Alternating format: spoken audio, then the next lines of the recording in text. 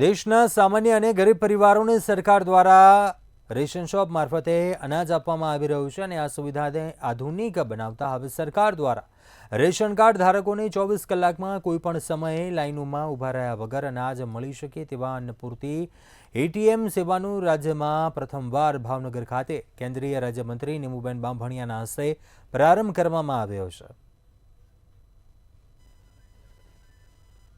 આજે ભાવનગર શહેર ખાતે કરચેલિયાપરામાં અન્નપૂર્તિ ગ્રેન એટીએમનું લોકાર્પણ કર્યું છે।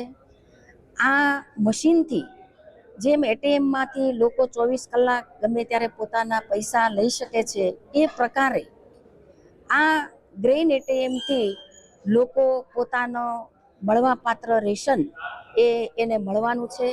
ગમે એ સમયે એને 24 કલાકની અંદર ગમે ત્યારે પોતાનું રેશન એ મેળવી શકશે।